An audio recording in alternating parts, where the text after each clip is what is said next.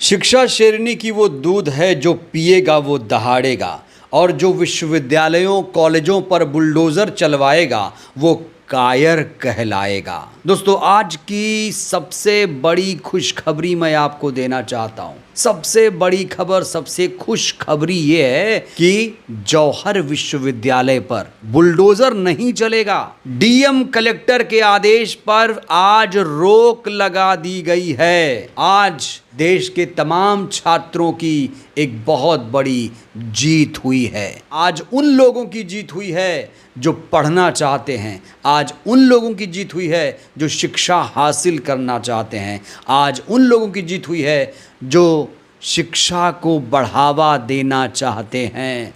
दोस्तों, आपको याद दिला दें कि रामपुर की जौहर विश्वविद्यालय को गिराने का आदेश दिया गया था। उसकी 38 बिल्डिंग को, विश्वविद्यालय के 38 बिल्डिंग को जमींदोज कर देने का फरमान आया था। और फरमान किसने दिया था मुझे आपको बताने की जरूरत नहीं है। ये आलीशान विश्वविद्यालय जो पूरे देश में अब मशहूर हो चुका है, अब इस आलीशान विश्वविद्यालय पर खरोच नहीं आएगी। और जैसे ही ये खबर सामने आई कि जौहर विश्वविद्यालय पर बुलडोजर नहीं चलेगा, तुरंत लोग श्रेय लेने लगे, तमाम नेता सामने आने लगे। लेकिन इस बीच चंद्रशेखर आजाद की बड़ी ज्यादा चर्चा है। दोस्तों, कहा जाता है कि चंद्रशेखर आजाद ऐसे पहले नेता हैं जिन्होंने जौहर विश्वविद्यालय को लेकर एक बहुत बड़ा ऐलान 23 जुलाई को ही कर दिया था। वो वीडियो आपको याद है? 23 जुलाई को जौहर विश्वविद्यालय को लेकर जब चंद्रशेखर आजाद ने पहली बार खुला ऐलान कर दिया था। यूपी में भी एक यूनिवर्सिटी तोड़ने का इंतजाम किया जा रहा है। यूपी में जो प्रोटेस्ट होगा वो उसमें उस यूनिवर्सिटी के इश्यू को भी, मौलाना जौहर अली यूनिवर्सिटी को भी हम लोग रखेंगे। उस यूनिवर्सिटी को जो बच्चों के लिए, क्योंकि शिक्षा जुड़ा मामला है, वो जिस पार्टी में वो एक अलग बात है, लेकिन उस यूनिवर्सिटी को बचाना हमारा दायित्व है। इसलिए हम लोग लड़ेंगे। जब इतने बड़े बड़े कॉम्प्लेक्स, और आपको पता है उत्तर प्रदेश के जो मुख्यमंत्री जहां रहते हैं उसका भी नक्शा नहीं है। जिन चीज़ों का नक्शा नहीं है सारे तोड़ दी जाएंगी। और जब वो बनी थी तो तब वो आरडीए का हिस्सा भी नहीं थी। इस बात को भी आप और मैं जानते हैं। रामपुर डेवलपमेंट अथॉरिटी का हिस्सा वो नहीं था, ये भी मुझे जानकारी है। तो फिर क्यों नक्शा मांग रहे हो? आपकी लड़ाई यूनिवर्सिटियों से है, आपकी लड़ाई शिक्षा से है। आप शिक्षा के दरवाजे बंद करोगे। आपने 94,000 स्कूल बंद करें और हम आपकी अन्याय की इस लड़ाई को रोकने काम करेंगे। आप भी तैयार हो, हम भी तैयार हैं। यहां चंद्रशेखर आजाद साफ तौर से कह रहे हैं कि जौहर विश्वविद्यालय को बचाना हमारा दायित्व है। ये 23 जुलाई का वीडियो आज सोशल मीडिया पर तेजी से वायरल है, क्योंकि जब चंद्रशेखर आजाद ने पहली बार जौहर विश्वविद्यालय को लेकर अपना बयान दिया, उसके बाद तो बहुत सारे राजनीतिक दलों के नेता सामने आने लगे। लोगों ने जौहर विश्वविद्यालय पहुंचना शुरू कर दिया। समाजवादी पार्टी के तमाम नेता सक्रिय हो गए। लेकिन कहा जा रहा है कि पहली बार अगर किसी ने खुलकर जौहर विश्वविद्यालय को लेकर बयान दिया तो वो है नगीना के सांसद चंद्रशेखर आजाद। चंद्रशेखर आजाद कहते हैं कि आजम खान से आपकी व्यक्तिगत लड़ाई हो सकती है, लेकिन 3000 छात्रों के भविष्य से नहीं। नक्शा नहीं है तो जुर्माना ले लीजिए, लेकिन अगर जौहर यूनिवर्सिटी तोड़ी गई, गिराई गई तो सड़कें सूनी नहीं रहेंगी। कुछ ऐसा ही अल्टीमेटम चंद्रशेखर आजाद ने सरकार को दिया था। मौलाना अली जौहर यूनिवर्सिटी पर जिस तरह से 3000 बच्चों का भविष्य खराब नहीं होने देंगे हम। मैं सिर्फ सरकार को कहना चाहता हूँ कि उनकी लड़ाई आजम खान से हो सकती है, लेकिन उन बच्चों के भविष्य से नहीं। और जितना आप तकलीफ दे सकते थे दी तो है अपने उस पूरे परिवार को। अब क्या करना चाहते? सिर्फ अपने व्यक्तिगत लड़ाई को, बच्चों के भविष्य को खराब करने के लिए आप कोशिश करोगे तो ये हम बर्दाश्त नहीं करेंगे। सर, राहुल गांधी 3000 बच्चे, आप समझ रहे हैं? तब वो जो एरिया है वो रामपुर डेवलपमेंट अथॉरिटी का हिस्सा भी नहीं था जब वो बनी। लेकिन आप उसे ना नक्शा होने के नाम पे आप नक्शा बनवा दो, जो फाइन है वो ले लो। लेकिन इस नाम पे अगर आप उस यूनिवर्सिटी को तोड़ोगे, बच्चों के भविष्य को खराब करोगे, तो 3000 बच्चों के भविष्य बचाने के लिए उत्तर प्रदेश की सड़कें जो है वो सोनी नहीं रहेंगी। ये बाद में मुख्यमंत्री कहना चाहिए।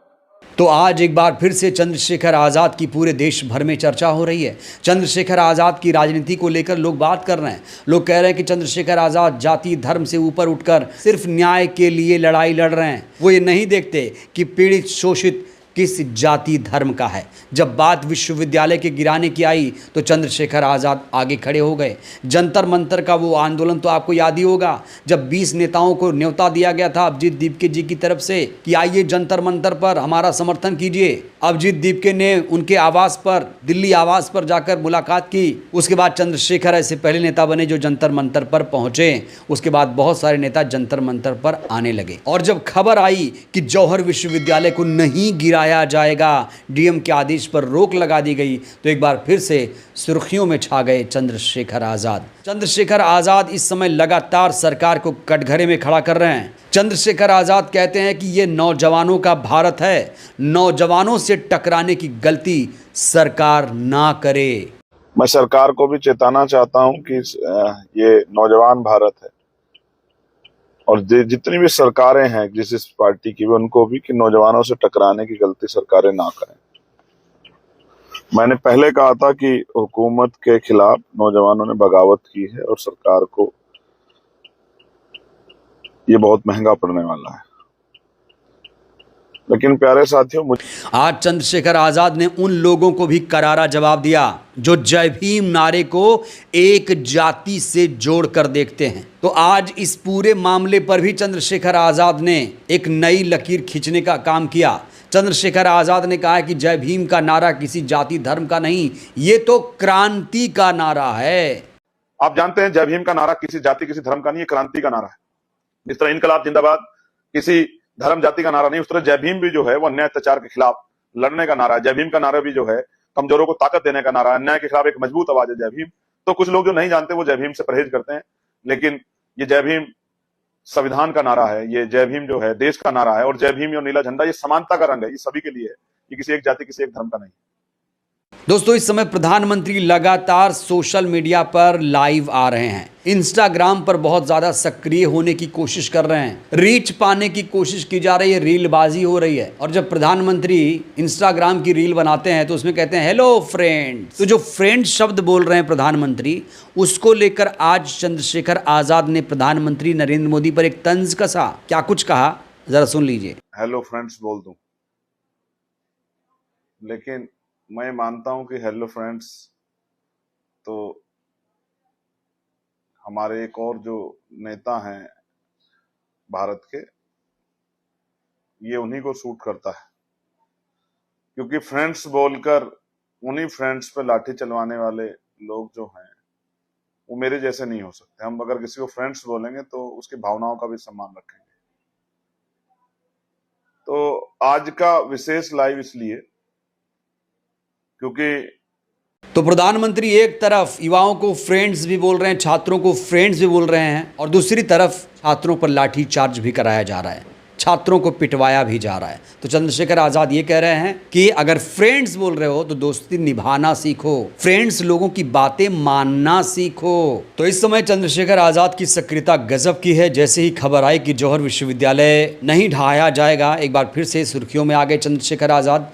हालांकि इस समय समाजवादी पार्टी के कई सारे सांसद भी एक्टिव हैं, इकरा हसन जी भी एक्टिव नज़र आ रही हैं, वो भी जौहर विश्वविद्यालय पहुंची हुई थी, प्रदर्शन भी हुआ था। लेकिन इस समय सोशल मीडिया पर चंद्रशेखर आज़ाद की इसलिए तारीफ हो रही है क्योंकि उन्होंने पहली बार जौहर विश्वविद्यालय का मुद्दा उठाया था और आज आखिरकार सरकार को झुकना पड़ा। डीएम का आदेश रद्द हो चुका है, बुलडोज़र नहीं चलेगा। बहरहाल दोस्तों, इस वीडियो में इतना ही। चंद्रशेखर आज़ाद आपको कैसे नेता लगते हैं? जौहर विश्वविद्यालय पर बुलडोज़र नहीं चलेगा, इसका क्रेडिट अब किसको जाएगा? राय दीजिएगा। बहुत बहुत धन्यवाद।